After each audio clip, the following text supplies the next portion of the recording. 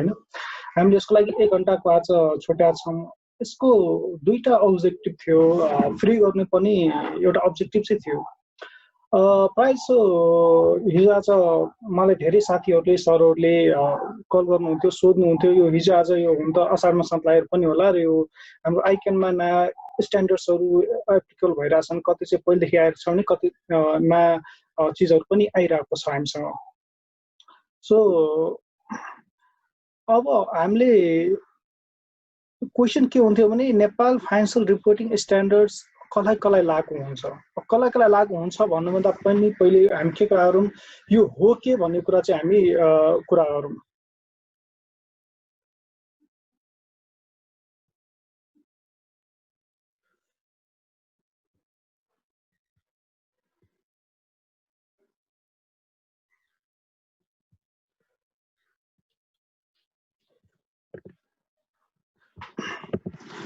So अब यसमा हामी दुईटा पक्षबाट जान्छौँ हाम्रो आजको अब्जेक्टिभ एउटा चाहिँ पहिले जानौँ हामी के छ हाम्रो नेपाल फाइनान्शियल रिपोर्टिङ स्ट्यान्डर्ड्स भनेको र दोस्रो चाहिँ यो कसलाई लागू हुन्छ हामी डिटेल टेक्निकल एस्पेक्ट्समा आज चाहिँ हामी कुरा गर्दैनौँ त्यसको लागि हाम्रो डिफरेन्ट प्रोग्राम्सहरू छ तर आज हामी चाहिँ मेन चाहिँ सरहरू चाहिँ के क्लियर हुनु पर्यो भने यो स्ट्यान्डर्ड्सहरू कसलाई लागू हुन्छ र तपाईहरुको संस्थाले कुन चाहिँ लागू हुन्छ यति भन्दै अब हामी आजको यो सेसन सुरु गरौँ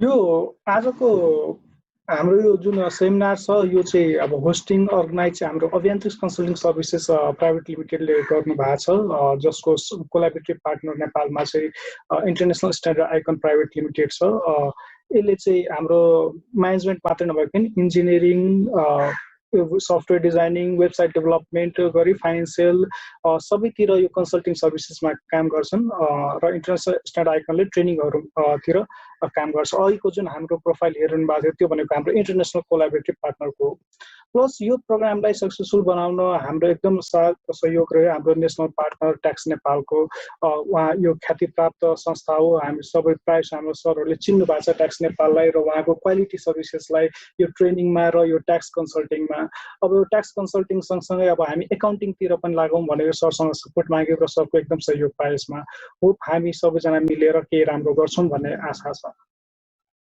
यति भन्दै हाम्रो धेरै साथीहरूले सरहरूले मलाई चिन्नुहुन्छ भने कतिपय हाम्रो सर साथीहरू आज ना हुनुहुन्छ सो उहाँहरूलाई चाहिँ म आफ्नो सानो परिचय दिन खोजेँ मेरो नाम चाहिँ अभिनय कुशवाहा हो म अहिले चाहिँ खास अभियान्त्रिक कन्सल्टिङ सर्भिसेस प्राइभेट लिमिटेडमा as a director plus financial consultant in case of यो ट्याक्स र यो एकाउन्टिङ स्ट्यान्डर्ड्सहरू सम्बन्धी चाहिँ काम गर्दैछु भने मेरो स्पेसलाइजेसन चाहिँ इन्टरनेसनल फाइनान्शियल रिपोर्टिङ स्ट्यान्डर्ड्स आइएफआरएसमा छ अभियान्त्रिक नेसनली भन्दा पनि रेकगनाइज छ र इन्टरनेसनली हाम्रो केही पार्टनर्सहरू छन् जस्तै युके को एसिसिए छ यो हाम्रो युके को चार्टर एकाउन्टेन्ट भयो यसको चाहिँ हामी एप्रुभड इम्प्लोयर छ ट्याक्स सर्टिफिकेट डेभलप गर्ने नेपालको लागि भनेपछि थाइल्यान्डमा हाम्रो कर्पोरेट ट्रेनिङ ब्याङ्कसँग कोलाबोरेसन छ जो चाहिँ यो डिफ्रेन्ट ट्रेनिङ्सहरू अर्गनाइज गर्छन् त्यस्तै गरी कर्पोरेट ट्रेनिङ ब्याङ्कको अर्को हाम्रो कोलाबोरेसन छ सिटी एन्ड गिल्ड्स जुन युके को सर्टिफाइड ट्रेनिङ पार्टनर र सर्टिफिकेट कोर्सहरू पनि प्रोभाइड गर्छन् इन्टरनेसनल पार्टनर सँगसँगै हामीसँग नेपालमा केही पार्टनर्सहरू छन् इन्टरनेसनल स्ट्यान्डर्ड आइकन त्यस्तै गरी हाम्रो ट्याक्स नेपाल र सीसीएमा हामी चाहिँ पढाउने गरेका छौँ र माथि मेरो चाहिँ कन्ट्याक्ट डिटेल्सहरू चाहिँ छन्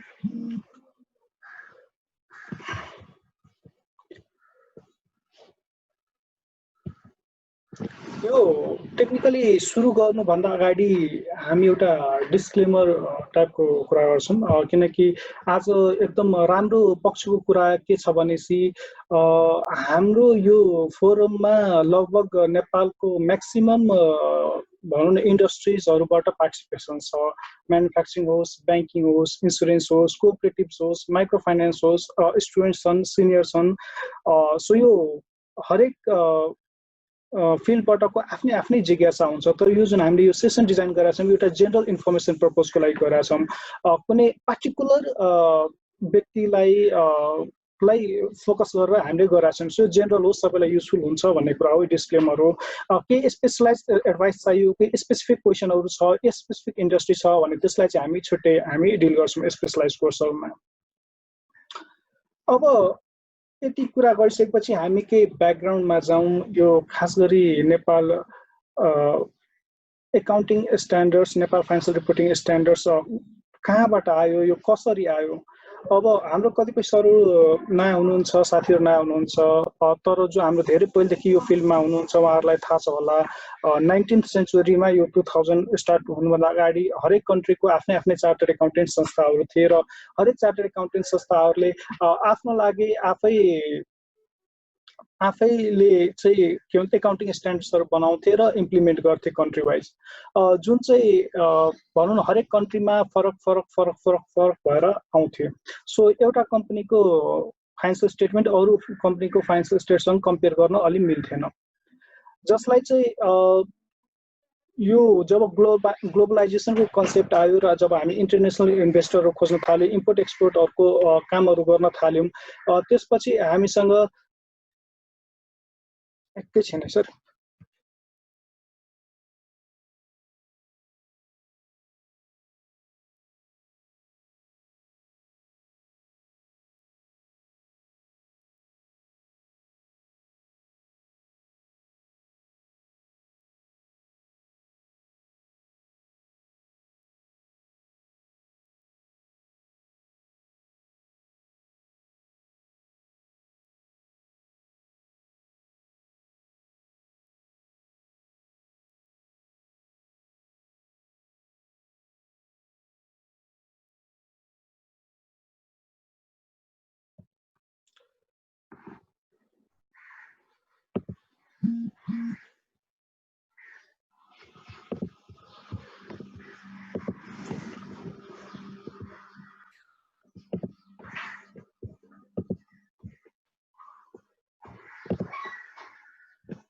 सो यो डिफ्रेन्ट सरलाई सुनेको छ, यहाँ धेरै कमेन्ट आयो सुनिएको छैन भनेर, सायद अब क्लियर भयो होला आवाज। अब क्लियर छ सरहरूलाई?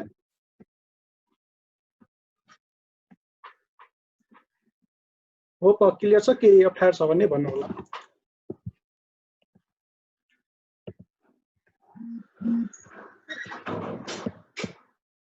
सो अब यो हाम्रो डिफ्रेन्ट कन्ट्री कम्पेयर नभएपछि यो ग्लोबलाइजेसनको कन्सेप्टहरू आइसकेपछि हाम्रो के भयो भनेपछि डिफ्रेन्ट इम्पोर्ट एक्सपोर्टहरू, त्यसपछि फरेन इन्भेस्टमेन्ट लगानीहरू कुरा भयो र इन्भेस्टरहरूलाई चाहिँ अब भनौँ न रिपोर्टै स्टडी गर्न नसकेपछि अप्ठ्यारो हुन थाल्यो। त्यसपछि हाम्रो के भयो भनेपछि एउटा ग्लोबल कन्सेप्ट आयो होइन, अब वर्ल्ड वाइड नै हामीले एउटै एकाउन्टिङ स्ट्यान्डर्ड र एक किसिमको फाइनेन्सियल स्टेटमेन्ट बनाउनु पर्यो भन्ने कुरा हाम्रो एजम्सन भयो र त्यो अनुसार चाहिँ हामीले के गर्न थाल्यो भने चाहिँ हामी आफ्नो यो वर्ल्ड वाइड नै यो एउटा कन्सेप्ट आयो। खास गरी यसको इनिसिएसन चाहिँ युरोपियन युनियनबाट लिएको थियो।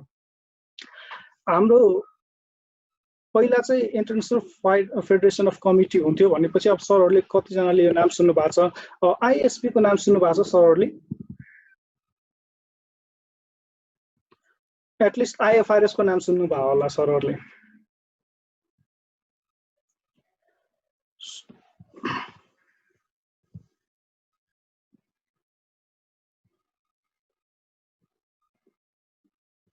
सो हाम्रो कति सरहरूले यो आइएफआरएस को बारेमा, आइएसपी को बारेमा सुन्नु भएको छैन, कति सुन्नु भएको छैन। सो यो आइएसपी भनेको एउटा फाउन्डेसन हो, नट फर प्रफिट संस्था हो, जुन चाहिँ युएसमा दर्ता भएको छ, युनाइटेड स्टेट्समा अमेरिकामा दर्ता भएको छ। यो आइएसबी को काम के हो भने हाम्रो आइएफआरएस फाउन्डेसन यो एउटा ट्रस्ट हो, नट फर अर्गनाइजेसन हो, पैसा कलेक्ट गर्छन्। र आइएसपी के हो भनेपछि एउटा संस्था हो, आइएफआरएस अन्डरको एउटा संस्था हो, जसले के गर्छ भने हाम्रो नेपालमा चार्टर्ड एकाउन्टेन्ट्सको एकाउन्टिङ स्ट्यान्डर्ड बोर्डले गरे जस्तै त्यहाँ एउटा के गर्छन्, इन्टरनेसनल लेभलमा एकाउन्टिङ स्ट्यान्डर्ड्सहरू ल्याउँछन्, त्यसलाई बजारमा ल्याउँछन्, रिभ्यू गर्छन्, अप्रुभ गर्छन्, त्यसपछि त्यसलाई लागू गर्छन्। र यो आइएसपीले आइएफआरएसको अन्डरमा आइएसपी भएको हुनाले आइएसपीले फेरि के गर्छ भने आइएफआरएस फाउन्डेसनलाई नै रिपोर्ट गर्छ, त्यसलाई मोनिटर गर्छन्। त्यस्तै गरी आइएफआरएस फाउन्डेसनको अर्को एउटा डिपार्टमेन्ट छ आइएफआरएस इन्टरप्रिटेसन कमिटी। यसको काम के हुन्छ भने आइएफआरएसले बनाएको एकाउन्टिङ स्ट्यान्डर्ड्सहरू जुन छ त्यो एकाउन्टिङ स्ट्यान्डर्ड्सहरूलाई इन्टरप्रिटेसन गर्ने, कतै अप्ठ्यारो पर्यो कसैलाई के भयो भने त्यसलाई के भन्न खोजेको हो त्यो एकाउन्टिङ स्ट्यान्डर्डले केले गर्छ, आइएफआरएस कमिटीले गर्छ र यसले चाहिँ आइएसबीलाई रिपोर्ट गर्छ, फाउन्डेसनलाई रिपोर्ट गर्दैन। त्यस्तै गरी आइएफआरएस फाउन्डेसनको अर्को एउटा डिपार्टमेन्ट टाइपको छ आइएफआरएस एडभाइजरी काउन्सिल। यसले चाहिँ के प्रोजेक्टमा काम गर्ने, कसरी गर्ने, प्रायोरिटी कसलाई गर्ने भन्ने कुरा भन्छन्। यो इन्टरनेसनल लेभलको हो। र त्यस्तै गरी अर्को हामीसँग छन् एकाउन्टिङ स्ट्यान्डर्ड एडभाइजरी फोरम। यसले चाहिँ हाम्रो टेक्निकल एरियाजमा चाहिँ फाउन्डेसनलाई सपोर्ट गर्छन्। यो बोल्ड लाइन हेर्नु होला भनेपछि यो बोल्ड लाइन चाहिँ एडभाइजरीको काम मात्रै गर्छ, रिपोर्टको काम गर्दैन। सो यो दुईटाको तलले के गर्छ, एडभाइजरीको काम गर्छ, रिपोर्टिङको काम गर्दैन। त्यस्तै गरी आइएसपी को तल एउटा वर्किङ ग्रुप हुन्छ। कुनै कुनै मेजर प्रोजेक्ट्सहरू जस्तै यो कन्भर्जेन्सको कन्सेप्टहरू आएको थियो, वर्ल्ड वाइड एउटै एकाउन्टिङ स्ट्यान्डर्ड लागू गर्ने, त्यस्तो कुराहरूमा स्पेसल ग्रुपहरू क्रिएट गरिन्छन् जसले चाहिँ फेरि कसलाई गर्छ, आइएसपीलाई रिपोर्ट गर्छ। यति हुँदा हुँदै यिनीहरूलाई इन्डिपेन्डेन्टली छोडेको छैन। योभन्दा माथि एउटा मोनिटरिङ बोर्ड हुन्छ जसले चाहिँ यिनीहरूको काम कारवाही के छ भन्ने कुरा चाहिँ ओभरअल मोनिटर गर्छन्। यो चाहिँ हाम्रो इन्टरनेसनली डेभलप भएको एकाउन्टिङ स्ट्यान्डर्ड हो र लगभग हाम्रो 170 भन्दा बढी देशमा यो युज भइरहेको हुन्छ, जसमध्ये एउटा चाहिँ हाम्रो नेपाल पनि हुन्छ। आइएसबीले आजको दिनमा हेर्ने भने हामीसँग यिनीहरूले पब्लिस गरेको दुईटा कुरा छन्, इन्टरनेसनल फाइनेन्सियल रिपोर्टिङ स्ट्यान्डर्ड्स र अर्को international financial reporting standards for SMEs भनेर भनेछन्। र हाम्रो नेपाल पनि यिनीहरूसँगै के भएको छ भनेपछि लिस्टेड भएको छ। माथि हेर्नुहुन्छ भने आइएफआरएस को अफिसियल वेबसाइटमा जानुभयो भने नेपालको पेजमा जानुभयो भने यहाँ तल हेर्छु सरहरूले आइएफआरएसलाई हामीले फुल्ली कम्प्लाई गरेका छौँ। यसैलाई आइएफआरएसलाई एडप्ट गरेर हामीले के बनाएको छौँ, आफ्नो नेपाल फाइनेन्सियल रिपोर्टिङ स्ट्यान्डर्ड्स बनाएको छौँ। सो बेसिकली हामीले के भन्न सक्छौँ भने युकेमा भएको फाइनेन्सियल रिपोर्टको स्ट्यान्डर्ड्स र नेपालमा बनेको कुनै पनि कम्पनीको फाइनेन्सियल रिपोर्टिङ स्ट्यान्डर्ड जुन एनएफआरएस को अन्तर्गत रही बनेको छ, दुवैको कम्पेयर गर्न सकिन्छ, दुवैको क्वालिटी एउटै हुन्छ भन्ने कुरा भन्न सक्छौँ। यहाँ एउटा एनएफआरएस फर एसएमइज भनेर अन्डर डेभलपमेन्ट लेखेको छ, यो सायद वेबसाइटमा अपडेट हुन सकेको छैन होला। तर यो के भएको छ भने लास्ट इयरदेखि हाम्रो एनएफआरएस फर एसएमइज पनि लागू भइसकेको छ, जो चाहिँ आइएफआरएस फर एसएमइजबाट एडप्ट गरिएको हो। सो हाम्रो Nepal financial reporting standards NFRS for SMEs कहाँबाट आइरहेछ भन्ने कुराको मैले सरलाई सोर्स दिएँ, यसको कन्सेप्ट के हो, यसको ब्याकग्राउन्ड के हो भन्ने कुराको मैले सरलाई एउटा सानो कन्सेप्ट दिएँ। यो भनेको हाम्रो इन्टरनेसनली भइरहेको कुरा हो। अब योभन्दा तल हामी जति कुरा गर्छौँ त्यो हाम्रो नेसनल लेभलको कुरो हुन्छ। एसएमइज भनेको small and medium sized enterprises entities भन्छ, इन्टरप्राइजेस पनि होइन इन्टिटिज भन्छ, small and medium size entities भनेर भनिन्छ हामी त्यसलाई। सरहरूको केही क्वेसन भयो भने हामी लास्टमा 15 मिनट जति त्यतिखेर हामी क्वेसन लिन्छौँ। अगाडि बढौँ।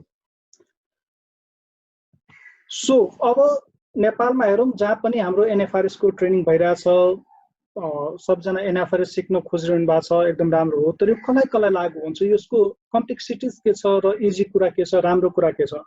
राम्रो कुरा हामीले गरिसक्यौँ, यो अनुसार हामीले बनायो भने वर्ल्ड वाइड हाम्रो के हुन्छ, इन्टरनेसनल क्वालिटीको हाम्रो फाइनेन्सियल रिपोर्ट हुन्छ, एनएफआरएस आइकनको रिक्वायरमेन्टसँग कम्प्लायन्स हुन्छ भनेपछि फरेन इन्भेस्टमेन्ट एफडिआईहरू खोज्न हाम्रो कम्पनी पर्फर्मेन्स गर्न इजी हुन्छ। अगाडि बढ्दै अब नेपालमा हामीले कुरा गरिसक्यौँ, आइएफआरएसबाट हामीले नेपाल ल्यायौँ। सो नेपालमा अहिले हेर्ने हो भने हामीसँग केही रिपोर्टिङ स्ट्यान्डर्ड्सहरू छन्, नेपाल फाइनेन्सियल रिपोर्टिङ स्ट्यान्डर्ड्स जुन चाहिँ सुरुमा 2013 मा इस्यु भएको थियो, फर्दर 18 मा चाहिँ रिभाइज भएको थियो। त्यतिखेर चाहिँ हाम्रो त्यति हार्ड एन्ड फास्ट भएको थिएन, अब चाहिँ हार्ड एन्ड फास्ट हुँदै आएको छ। त्यस्तै गरी योले चाहिँ ठुलो संस्थाले एप्लाई गर्नुपर्छ, कसलाई गर्नुपर्छ हामी तलको स्लाइडमा हेरौँला। र त्यो बाहेकको अरू संस्थाको लागि चाहिँ एनएफआरएस फर एसएमइज भनेर ल्यायो, जुन चाहिँ 17 मा ल्यायो र यो आर्थिक वर्षदेखि यो अनुसारको रिपोर्ट बनाउनु पर्ने भनेर आइक्यानले एउटा पब्लिस गरेको छ, नोटिस जारी गरेको छ। त्यो बाहेक यो दुईटा इन्टरनेसनल स्ट्यान्डर्डमा भइसकेपछि नेपाल हामी के भन्छ इकोनोमिक डेभलपमेन्ट भइरहेको देश, हरेक चिज हामी डेभलप कन्ट्री जस्तो गर्न सक्दैनौँ भनेर केही सानातिना संस्थाहरूको लागि हामी त्यसको जुन रिक्वायरमेन्ट्स एनएफआरएस को र एनएफआरएस फर एसएमइज को त्यो हामीले मिट गर्न सक्दैनौँ, किनकि यो फुल मिट गर्दाखेरि हाम्रो खर्च एकदम हाई भएर जान्छ। सो सानो सानो संस्थालाई केही रिलिफ गरेर के गरेका छन् भने एनएफआरएस पनि लागू नहुने, एनएफआरएस पनि लागू नहुने गरी त्यसको केही सेक्सन्सहरूलाई ल्याएर इजी पारेर एनएएस फर एमइज भनेर ल्याउनु भएको छ, जो चाहिँ बेसिकली एनएफआरएस र एनएफआरएस फर एसएमइज मै बेस्ड छ, तर त्यसको सर्टन क्राइटेरियाहरू हामीलाई एप्लिकेबल हुँदैन। सो एनएएस फर एसएमइज आयो। त्यस्तै गरी हाम्रो प्रफिट मेकिङ अर्गनाइजेसनहरू सबै सिलेक्ट भइसकेपछि हाम्रो केही छुटेको थियो। एनएएस भनेको नेपाल एकाउन्टिङ स्ट्यान्डर्ड्स हो। सो त्यस्तै गरी अब यो प्रफिट मेकिङको हाम्रो सबै सेक्टरहरू समावेश भइसकेपछि हाम्रो लागि गैर नाफामूलक र यो सामाजिक संस्थाहरू चाहिँ छुटिरहेको थियो, त्यसको लागि पनि एउटा छुट्टै हाम्रो के ल्यायो, एकाउन्टिङ स्ट्यान्डर्ड्सले ल्यायो। अब 2000 एनएफआरएस फर एसएमइज को कुरा गर्दाखेरि यो चाहिँ हाम्रो यो आर्थिक वर्ष 76-77 देखि लागू भइसक्यो। 76-77 को जति पनि रिपोर्टहरू बन्छ र जसलाई एनएफआरएस फर एसएमइज लागू हुन्छ त्यसले चाहिँ त्यही बेसिसमा रहेर बनाउनु पर्ने हुन्छ। कसलाई लागू हुन्छ हामी पछि कुरा गर्छौँ। त्यस्तै गरी एनएएस फर एमइज र एनएएस फर एनपिओज यो दुईटा चाहिँ श्रावण 1-77 देखि लागू भइरहेछ। भन्नुको तात्पर्य अर्को आर्थिक वर्षभित्र हाम्रो 77-78 को चाहिँ सबै के हुन्छ, एनएएस फर जसलाई लागू हुन्छ त्यो अनुसार बनाउनु पर्ने हुन्छ। र नेपालमा यो कसले बनाउँछन्, कसलाई थाहा छ?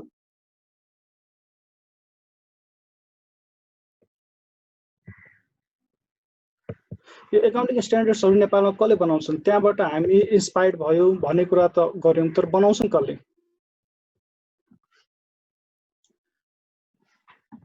खै सरहरूबाट आउँछ सर, हाम्रो सबै सरहरू अडिट फिल्डको, फाइनेन्सको हुनुहुन्छ। ओके, म्याक्सिममको एन्सर हाम्रो के आइरहेछ भने आइकेनले बनाउँछन्। आइकेन एउटा एजुकेसनल बडी हो। यो सबै बनाउने काम कसको हो भने चाहिँ नेपालमा एकाउन्टिङ स्ट्यान्डर्ड्स बोर्ड भनेर छ। त्यस्तै गरी यसले चाहिँ एकाउन्टिङको स्ट्यान्डर्ड्स बनाउँछ भने अडिटिङको स्ट्यान्डर्ड्सलाई छुट्टै अडिटिङ बोर्ड छ, उसले बनाउँछन्। यसले चाहिँ एकाउन्टिङ स्ट्यान्डर्ड्स बनाउँछ, अडिटको स्ट्यान्डर्ड्स बनाउँदैन, त्यो एउटा डिफ्रेन्ट च्याप्टर छ हाम्रो। सो आज हामी अडिटिङको कुरा गर्दैनौँ, एकाउन्टिङ स्ट्यान्डर्ड्सको कुरा गर्छौँ। यो चाहिँ इस्टाब्लिस बाई गभर्मेन्ट अफ नेपालको चार्टर एकाउन्टेन्ट्स एक्टको 1997, यो चार्टर एकाउन्टेन्ट्स एक्ट 1997 एउटा प्रोभिजन छ। त्यो प्रोभिजन अनुसार यो एउटा छुट्टै संस्था दर्ता भएको छ। त्यही भित्र जस्तो अघि हामीले आइएफआरएस को भित्र आइएएसपी देख्यौँ, त्यस्तै गरी हाम्रो नेपालमा पनि institute of charter accountants of नेपालको एउटा के छ, एकाउन्टिङ स्ट्यान्डर्ड्स बोर्ड छ। यसको आफ्नै ट्रस्टी छ, कमिटीहरू छ, उनीहरूले के गर्छन्, हाम्रो एकाउन्टिङ स्ट्यान्डर्ड्स बोर्डले यो सबै इस्युजहरू गर्छन्।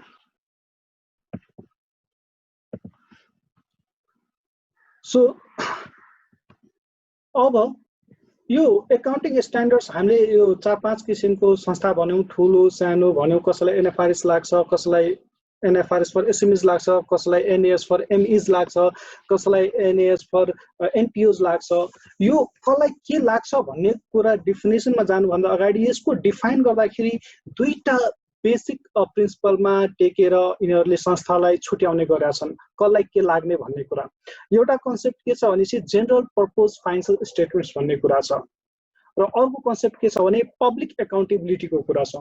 यो दुईटा चिजलाई टेकेर कुन संस्थालाई के लागू हुन्छ भन्ने कुरा चाहिँ डिफाइन हुन्छ। सो त्यो डिफिनेसन पढ्नुभन्दा अगाडि हामीले यो बुझौँ कि जेनरल पर्पज फाइनेन्सियल स्टेटमेन्ट के हो र यो पब्लिक एकाउन्टेबिलिटी भनेको के हो।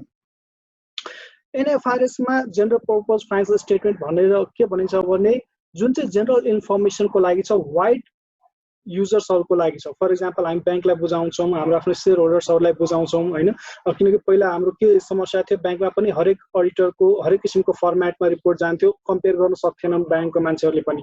अब यो एकाउन्टिङ स्ट्यान्डर्ड्सको काम के हो भनेपछि जुनसुकै संस्थाको अडिट रिपोर्टहरू अथवा फाइनेन्सियल रिपोर्ट गयो भने ब्याङ्कले इजिली कम्पेयर गर्न सक्छन्, किनकि सबै संस्थाहरू के छ, एउटै मापदण्ड अनुसार बनाएको फाइनेन्सियल रिपोर्ट हुन्छ। सो जेनरल पर्पज भनेको कुनै स्पेसिफिक पर्पजलाई, जेनरल युजर्सको लागि स्पेसिफिक पर्पज हामी कस्तो भन्न सक्छौँ भने जस्तै नेपाल राष्ट्र ब्याङ्कलाई आफ्नै किसिमको रिपोर्ट चाहिन्छ, कोअपरेटिभको निकायको लागि आफ्नै किसिमको चाहिला, ट्याक्सलाई आफ्नै किसिमको चाहिला। त्यो भनेको के हो भने चाहिँ स्पेसिफिक हो। तर जसले चाहिँ स्पेसिफिक माग्न सक्दैन उसको लागि हामी के भन्छौँ, जेनरल पर्पज भन्छौँ। जस्तै ब्याङ्कहरूले स्पेसिफिक केही माग्दैनन्, त्यस्तै गरी हाम्रो सेयर होल्डर्सहरू कुरा भयो, क्रेडिटर्सको कुरा भयो, फरेन इन्भेस्टर्सको कुरा भयो, इम्प्लोइजहरूको कुरा होला। यस्ता धेरै हुन्छ, संस्था हेरी आफ्नो स्टेक होल्डर्सहरू फरक हुन्छ। सो जेनरल पर्पज कुनै स्पेसिफिक पर्पज होइन। कोअपरेटिभको लागि आफ्नो छुट्टै होला, एनआरबीको लागि छुट्टै होला, यो चाहिँ जेनरल पर्पज हुन्छ। यो इजी थियो। अर्को हेरौँ, पब्लिक एकाउन्टेबिलिटी भनेको के हो। पहिला सरहरूबाट अलिकति 5 मिनट थाहा पाऊँ, अनि त्यसपछि म पब्लिक एकाउन्टेबिलिटी भने के हो भन्ने कुरा चाहिँ म चाहिँ त्यसपछि सरहरूलाई भन्नुला। मलाई कुनै 2-3 जना सरहरूले भन्छ पब्लिक एकाउन्टेबिलिटी भनेको के हो। हाम्रो यो फेसबुकहरूमा पनि धेरै आएर आउँछ, यो भएन उत्तरदायित्वहरू भएन भन्ने कुरा। के हो sir public accountability?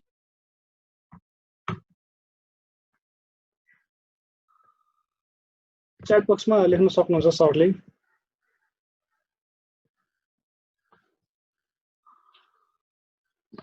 So आइएनजिओस, NGOs, school college हामी सबै आउँछौँ सर। विस्तारै गरौँ, नेक्स्ट स्लाइडमा आउँछ। यो बुझौँ अनि त्यो पनि बुझिहाल्छु स्कुल कलेज फर्स्ट कहाँ आउँछ भनेर। जनतामा रेस्पोन्सिबिलिटी हुने संस्था हो भनेर चाहिँ हाम्रो कुमार दाहाल सरले भन्नुभएको छ।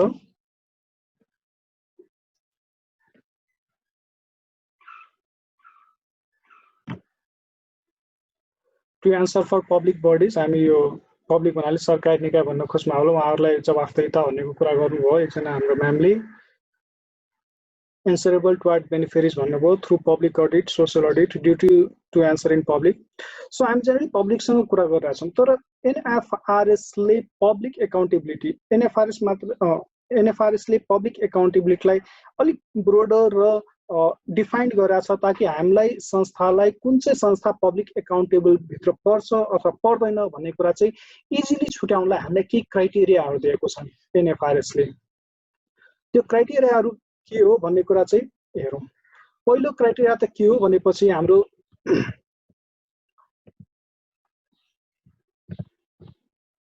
जुन संस्थाको सेयर्स अथवा डिबेन्चर्सहरू पब्लिकली ट्रेड हुन्छ, नेपालको केसमा नेपाल स्टक एक्सचेन्ज नेप्सेमा किनबेच खरिद बिक्री हुन्छ, अथवा त्यो चाहिँ त्यसमा जाने प्रक्रियामा छ भन्ने कुरा पहिलो कन्डिसन हो पब्लिक एकाउन्टेबिलिटी भएको, पब्लिक एकाउन्टेबिलिटीको।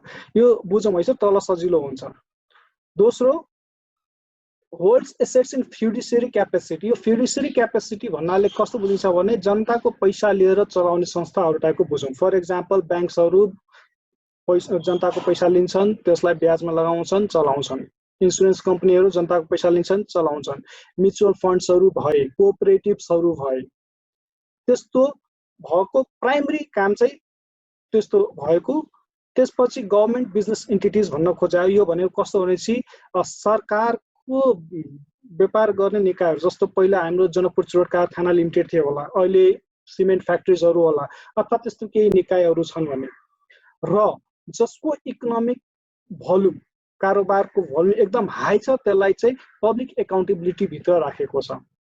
अब इकोनोमिक सिग्निफिकेन्स कसलाई भन्ने कुरा चाहिँ हामी तल्लोको स्लाइड्समा आउँदैछौँ।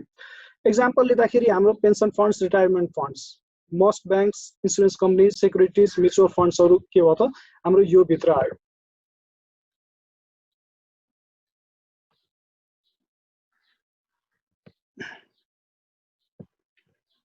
सो यो भनेको हाम्रो पब्लिक एकाउन्टेबिलिटी हो। सो हामीले दुईटा कुरा बुझौँ, यो जेनरल पर्पज फाइनेन्सियल स्टेटमेन्ट र पब्लिक एकाउन्टेबिलिटी। हामीले माथि जुन 4वटा किसिमको एकाउन्टिङ स्ट्यान्डर्ड्सहरूको कुरा गर्यौँ, कसलाई लागु हुन्छ यही कुरामाथि डिपेन्डेन्ट छ।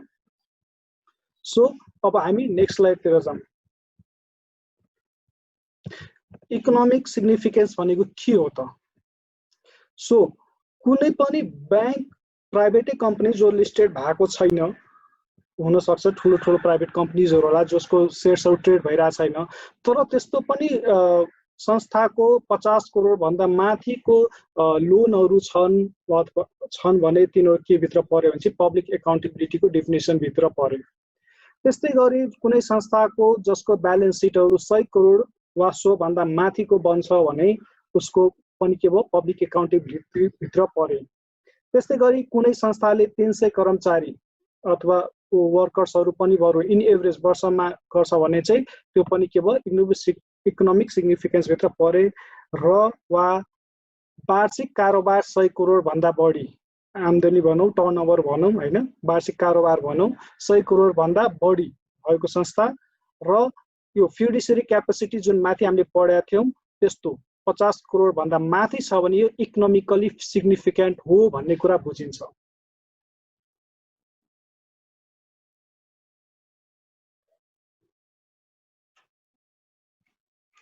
सो अब कतिपय प्राइभेट कम्पनीहरू जो चाहिँ भनौँ न त्यसमा सेयर्समा लिस्टेड थिएन तिनीहरू पनि यो पब्लिक एकाउन्टेबिलिटीको क्राइटेरिया भित्र आए र यो क्राइटेरिया मिट भयो भने उनीहरूलाई पनि के हुन्छ एनएफआरएस लागू हुन्छ।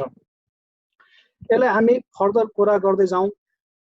अब यो रिपोर्टिङको आधारमा अहिले हामीसँग करको आधारमा दर्ताको आधारमा संस्थाहरूलाई डिस्क्राइब गर्दै आएको थिए, यस्तो किसिमको हुन्छ, गैर नाफामूलक हुन्छ, कम्पनीमा हुन्छ, घरेलु हुन्छ। अब यो रिपोर्टिङको आधारमा पनि हामी संस्थाहरूलाई के हुन्छ क्याटेगोराइज गरौँ, कति किसिमको आउला सर? सरहरूबाट अलिकति पाउँ त कति किसिमको संस्थाहरूलाई रिपोर्टिङको आधारमा?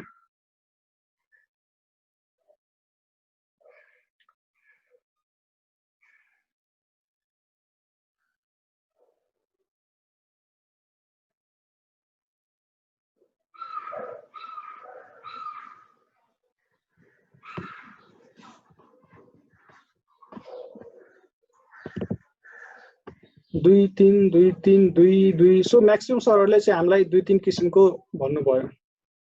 सो अब अडिटरहरूले कसैले 4 पनि भन्नुभयो, ठिक छ। सो हाम्रो अडिटर साथीहरू अब अडिट गर्न जाँदाखेरि कुन चाहिँ संस्था के भित्र पर्छ र त्यसको रिपोर्ट कसरी बनाउने भन्ने कुरा अब डिटरमाइन गर्छ।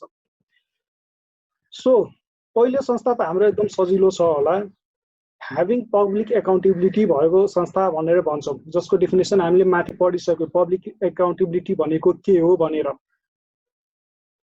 ठुलो संस्थाहरू र डेफिनेसन पनि पढिसके। खास गरी प्रायः जसो भनौँ न म्याक्सिमम हाम्रो नेपाल केसमा लिस्टेड जो नेपाल स्टक एक्सचेन्जमा दर्ता भएको छन् तिनीहरू हो, र प्राइभेट कम्पनीज पनि जसको कारोबार अलि बढी भएको छ र लिमिट क्रस गरेको छ, सिग्निफिकेन्ट इकोनोमिक भनेपछि कहाँ पर्यो? पब्लिक एकाउन्टेबिलिटी संस्थाभित्र पर्यो। दोस्रो किसिमको के छ? Not having public accountability. अब समाजतिर त्यस्तो उत्तरदायित्व छैन, मझौला किसिमका संस्थाहरू होला। त्यस्तै गरी यसमा धेरै सेयरहोल्डरहरू होल्डरमा पार्टनरसिप बिजनेसहरू पर्ला, प्राइभेट बिजनेसहरू पर्ला। त्यस्तै गरी अदर देन के भन्छ एसएमइज, पब्लिक एकाउन्टेबिलिटी पनि छैन र एसएमइजको क्राइटेरियाभित्र पनि पर्दैन। एसएमइजको क्राइटेरिया के छ हामी तल हेर्छौँ, त्यसलाई के भन्छ हामीले माइक्रो एन्टिटिज भनेर भनेका छौँ। एक किसिमको संस्था यो आयो। 3 किसिमको संस्था भयो हाम्रो रिपोर्टिङ पर्पजको लागि। अर्को हाम्रो सामाजिक संस्थाहरू, एनजिओजहरू होला, आइएनजिओजहरू होला। त्यसमा एनजिओज, आइएनजिओज, पोलिटिकल जो गैर नाफामूलक संस्थाहरू छ हैन, सङ्घ संस्थाहरू छन् जसले नाफा वितरण गर्दैनन्, त्यस्तो टाइपको संस्थाहरू पर्यो। अर्को हाम्रो गभर्नमेन्ट बडिज छ। गभर्नमेन्ट बडिज भन्नाले कस्तो भने चाहिँ जस्तै जिल्ला समितिहरू भए हैन, नेपाल सरकारका मन्त्रालयहरू भए, त्यस्ता भनौँ न निकायहरू भए, सरकारी निकायहरूको कुरा गरिरहेका छौँ। संस्थाको कुरा गरिरहेका छौँ हामीले, निकायहरूको, जिल्ला विकास समितिहरूको, गाविस समितिहरूको कुरा गरिरहेका छौँ, मन्त्रालयहरूको कुरा गरिरहेका छौँ। यो के भयो? हाम्रो गभर्नमेन्ट बडिजभित्र परे। त्यस्तै गरी छैठो भनेको के छ? गभर्नमेन्ट बिजनेस इन्टिटिज, जिबिइज भन्छन् जसलाई। यो भनेको सरकारको स्वामित्वमा रहेको नाफा कमाउनलाई बनाएको संस्थानहरू। एउटा सिमेन्टहरू होला, जनकपुर चुरोट कारखाना होला, सुगर मिल होला, जुट मिलहरू होला, नेपाल सरकारको व्यवसाय गर्नलाई बनेको संस्थाहरूलाई चाहिँ के भन्छ? गभर्नमेन्ट बिजनेस इन्टिटिज भन्छ। अब हामीसँग हेर्नुहोस् यो 6 किसिमको रिपोर्टिङ गर्ने संस्थाहरू आयो। अब कसलाई के लागू गर्ने भन्ने कुरा चाहिँ अब हामीले छुट्याउनु पर्छ, किनकि एउटा रिपोर्टिङ एनएफआरएस सबैलाई लागू हुँदैन। हरेकको आफ्नो क्राइटेरिया छ, एउटै फर्मुलाले सबै बन्दैनन्। हामीसँग के गर्नु पर्यो? अब यो छुट्टै पहिला छुट्याउनु पर्यो कुन संस्थालाई के लागू हुने हो र त्यो अनुसार हामीले अडिट पनि गर्नु पर्यो र त्यही अनुसार हामीले के गर्नु पर्यो? फाइनेन्सियल स्टेटमेन्ट पनि बनाउनु। जो एकाउन्टेन्ट सर हुनुहुन्छ यो अनुसार आफ्नो फाइनेन्सियल स्टेटमेन्ट बनाउने हो। जो हाम्रो अडिटर सरहरू हुनुहुन्छ, साथीहरू हुनुहुन्छ, उहाँहरूले के गर्नु पर्यो भनेपछि अब यही अनुसार हामीले के गर्नु पर्यो? फाइनेन्सियल स्टेटमेन्ट्सहरू बनाउँदै जानु पर्यो।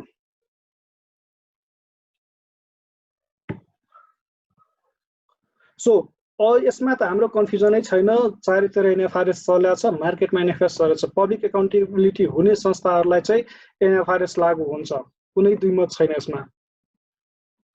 जसको पब्लिक एकाउन्टेबिलिटी छैन त्यसलाई एनएफआरएस फर एसएमइज लागू हुन्छ। र पब्लिक एकाउन्टेबिलिटी पनि छैन र एसएमइज को क्राइटेरिया भित्र पनि पर्दैन, त्यसको लागि नेपाल एकाउन्टिङ स्ट्यान्डर्ड्स फर एमइज भन्ने जुन इस्यु भएको छ त्यो लागू हुन्छ। त्यस्तै गरी एनजिओज, आइएनजिओज, गैर नाफामूलक संस्थाहरू अरू कुनै पनि छन् नेपालमा त्यस्तो भने चाहिँ सबैलाई के भयो एनएएस फर एमपिओज लागू हुन्छ।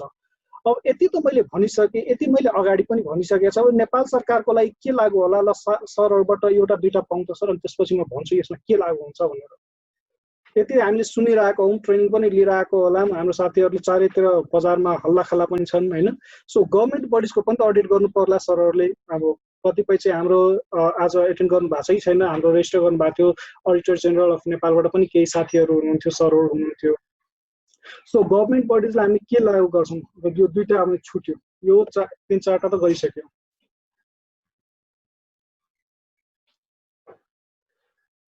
सो हाम्रो कतिपय साथीहरूले एनएफआरएस भन्दै हुनुहुन्छ, सो एनएफआरएस लागु हुन्छ, र कतिपय साथीहरूले एनपिएसएस भन्नु भएको छ। अब कन्फ्युजन भयो नेपाल सरकारलाई के चाहिँ लगाउने भनेर।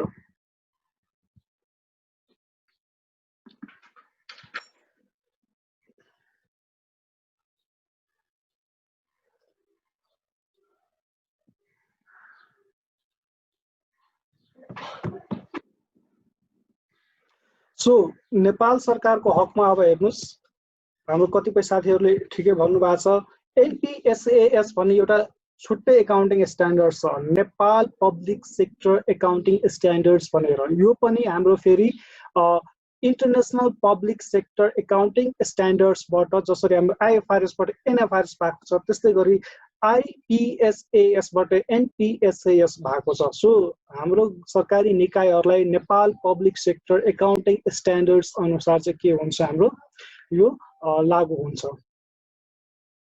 त्यस्तै गरी अब गभर्मेन्ट बडिज बाँकी रह्यो। गभर्मेन्ट बडिजको लागि के हुन्छ भने फुल एनएफआरएस नै लागू हुन्छ ठुलो संस्थाहरूको लागि, किनकि त्यो पब्लिक एकाउन्टेबिलिटी भित्र परिरहेको छ हाम्रो। सो हामी अहिले यसो हेर्दाखेरि हामीसँग के भयो भने हामीसँग 6 किसिमका संस्था भएर 6 किसिमका संस्थाको लागि हामीले 5 किसिमका एकाउन्टिङ स्ट्यान्डर्ड्स हेर्नुपर्ने भयो। सो अब कम्प्लिकेसन त त्यतिकै बढिसक्यो। हामीले एउटै एकाउन्टिङ स्ट्यान्डर्डले सबैलाई अडिट गर्न सक्दैनौँ, फाइनेन्सियल स्टेटमेन्ट बनाउन सक्यो हुँदैन। प्रेजेन्टेसनमा फरक छ, डिस्क्लोजरमा फरक छ, त्यसको रिक्वायरमेन्टहरूमा फरक छ।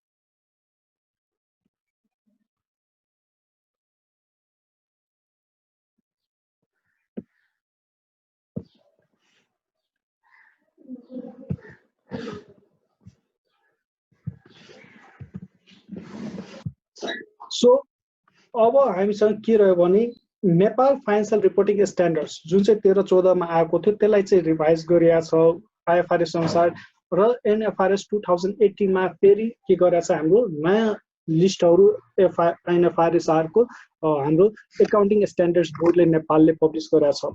यो सेक्सन तपाईँले हेर्दै हुनुहुन्छ भने यो सबै हाम्रो के छ, एनएफआरएसहरू भएको छ, र यो मिति हेर्दै हुनुहुन्छ भने यो लागू भएको छ।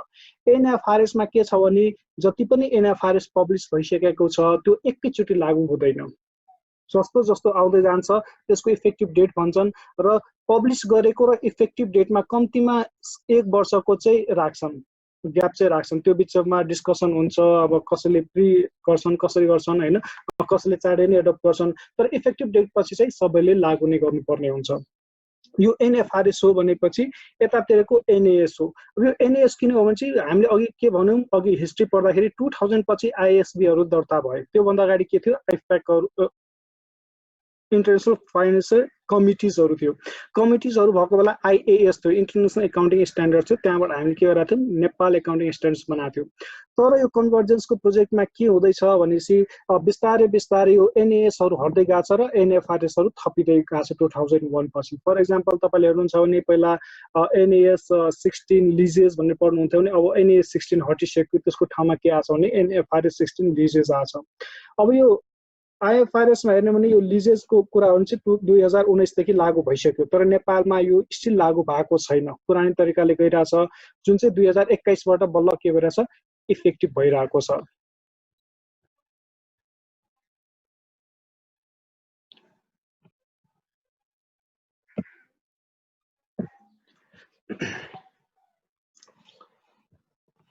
सो एनएफआरएसबाट अब मोरलेस हामी क्लियर छौँ कि यो कसलाई लागू हुन्छ, जसको पब्लिक एकाउन्टेबिलिटी छ, जो मोरलेस नेपालमा प्रायः सो हाम्रो लिस्टेड छ नेप्सेमा, उनीहरूलाई लागू हुन्छ। त्यो बाहेक एकदम थोरै संस्था होला जो चाहिँ पब्लिक एकाउन्टेबिलिटीको अघिको डेफिनेसनभित्र पर्छ। सो उहाँहरूलाई के भयो, एनएफआरएस लाग्यो।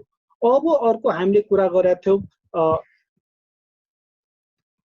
अर्को यसमा मैले एउटा छुट्याएँ सरलाई भनिहालौँ, यो एकाउन्टिङ स्ट्यान्डर्डलाई जुन अघिको हामी एउटा कमिटी भनेको थियौँ, इन्टरप्रिटेसन कमिटी बनाएको थियो, अघिको फर्स्ट स्लाइड मेरो सम्झिनुहुन्छ भने त्यो डायग्राम बनाएको थियो इन्टरनेसनल एकाउन्टिङ स्ट्यान्डर्ड्सहरूको।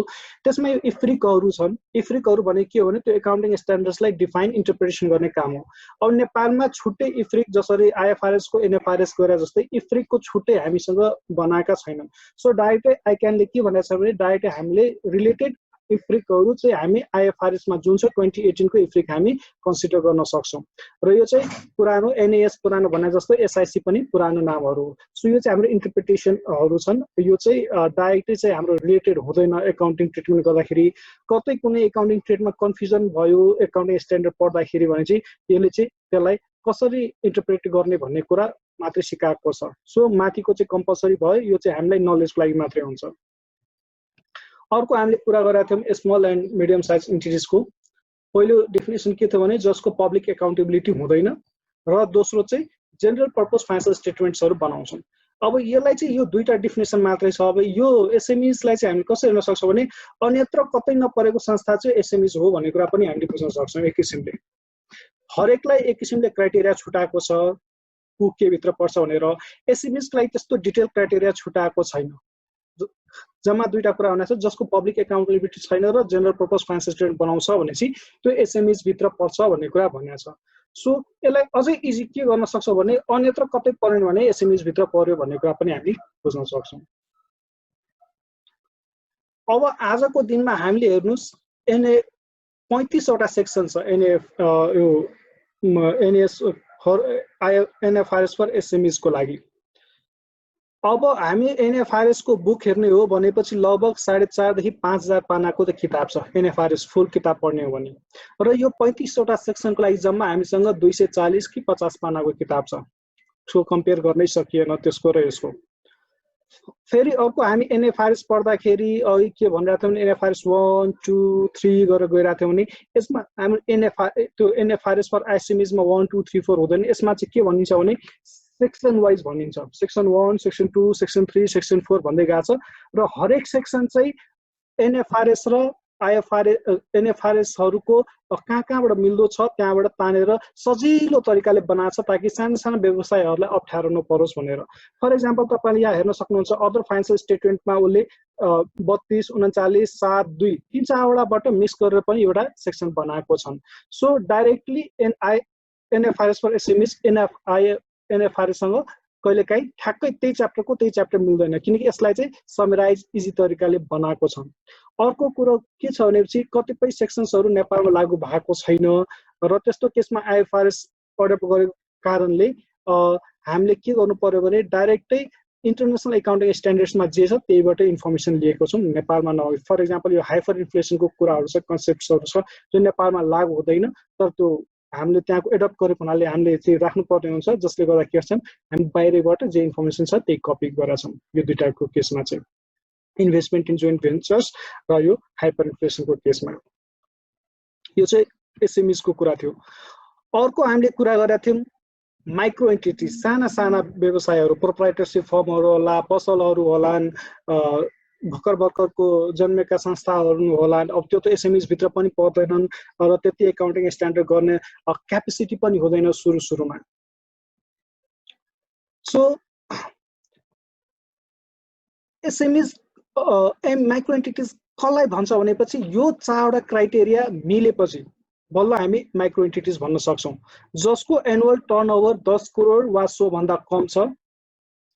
दोस्रो ब्याङ्कबाट लोन 5 करोड वा सो भन्दा कम छ। ब्याङ्क भन्नाले ब्याङ्क मात्रै नबुझौँ, कुनै व्यक्तिहरूसँग पनि हुन सक्छ, कोअपरेटिभहरूबाट पनि हुन सक्छ, अब अहिले त्यसै दिँदैन। त्यस्तै गरी ब्यालेन्स सिटको फेस भ्यालु 10 करोड भन्दा माथि हुनु हुँदैन विदाउट अफसेटिङ। र फिडुसियरी क्यापेसिटी, यो खास गरी कोअपरेटिभ्सहरूको कुरा गर्दै थियौँ, त्यसमा चाहिँ 5 करोड भन्दा बढीको फिडुसियरी एसेट्सहरू अथवा डिपोजिट्सहरू धितोहरू नभएको हुनु हुँदैन र यो क्राइटेरिया कम्तीमा 2 वर्षको लागि मिलेको हुनुपर्छ पुरानो संस्थाहरूलाई र नयाँ संस्थाहरूलाई पहिलो वर्षमा पनि के हुन्छ हामी इलिजिबल भयो पहिले कारोबार थिएन त्यही भएर र एकचोटि क्वालिफाई भइसकेपछि यसलाई फेरि अर्को तरिकाले फेरि एनएफआरएसमा जानको लागि अथवा त्यो मिट नहुनलाई 2 वर्ष एटलिस्ट यो चारवटा मध्ये कुनै एउटा क्राइटेरिया लगातार 2 वर्षसम्म मिट भएन अथवा फुलफिल गर्नेपछि बल्ल हामी के भन्छौँ अर्को स्ट्यान्डर्ड एकाउन्टिङ स्ट्यान्डर्ड्सहरूतिर जान खोज्छौँ।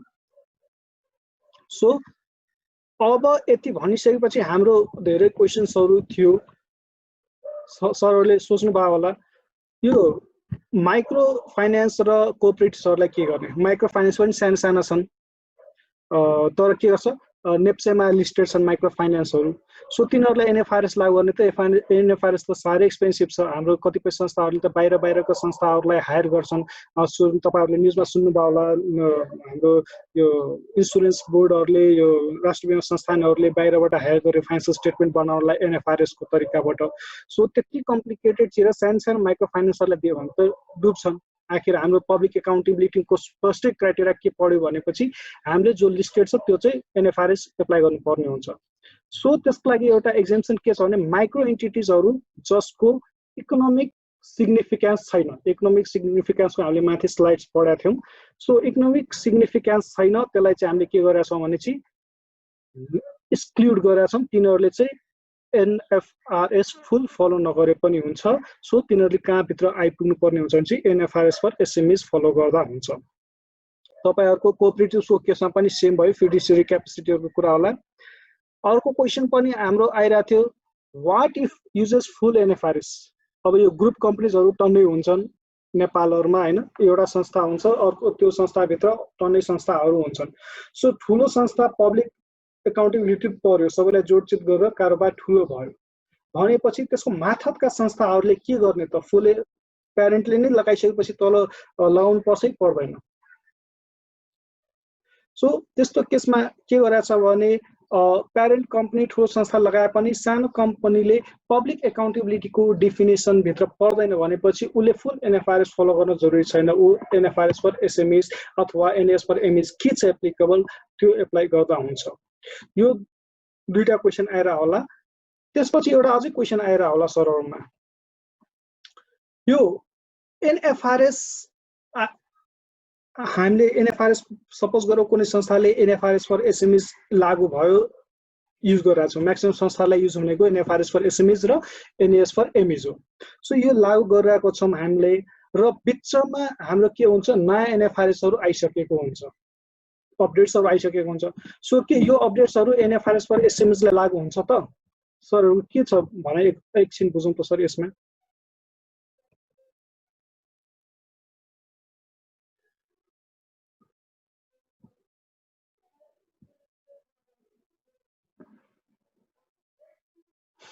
एनएफआरएस फर एसएमइज हामी लागू गरिरहेका छौँ बिचमा फेरि नयाँ एनएफआरएसहरू आइरहेको हुन्छ नि त्यस्तो आइसकेपछि के हामीलाई त्यो लागू हुन्छ त NFRS for SMEs automatic change हुन्छ किनकि हामी त एनएफआरएस फर एसएमइज पनि एनएफआरएसबाट बनाएको त हो नि।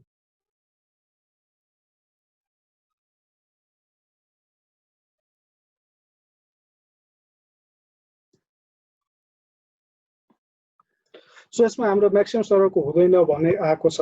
सो यो अभियसली नै हुँदैन किनकि एनएफआरएस फर एसएमइज आफैमा एउटा छुट्टै डकुमेन्ट हो एनएस फर एमएस आफैमा एउटा छुट्टै डकुमेन्ट हो र एनएफआरएस आफैमा एउटा छुट्टै डकुमेन्ट हो। सो एक अर्कामा चेन्ज हुँदैमा एक अर्कालाई चाहिँ त्यसले फरक पार्दैन जबसम्म त्यही डकुमेन्टमा चेन्ज गर्दैनन् इफेक्टिभ गर्दैनन् तबसम्म त्यो लागू हुँदैन। फर एक्जाम्पल हामी आज लिजेज पुरानो प्र्याक्टिस अनुसार गरिरहेको छौँ नयाँ आइएफआरएस एनएफआरएस आइसकेको छ लिजेसको लागि तर जबसम्म त्यो एनएफआरएस फर एसएमइजमै चेन्ज गरेर इफेक्टिभ गराउँदैन तबसम्म त्यो एनएफआरएसमा जेसुकै आए पनि एनएफआरएस फर एसएमइज र एनएस फर एमइजलाई लागू हुँदैन। यो चाहिँ मेरो तर्फबाट थियो। अब हामीसँग 10 मिनट जति टाइम छ सरहरुको केही क्वेरी छ भने हामी लिन्छौँ र त्यतिन्जेल हाम्रो विशेष एउटा त्यो फिडब्याक फर्म थियो डिस्कसनको डेरमा हाम्रो सरहरुले त्यो फिडब्याक फर्म पनि भर्दिनु होला भन्ने म आश गर्दैछु। सरहरुको केही क्वेशन छ भने हामी लिँदै गरौँ।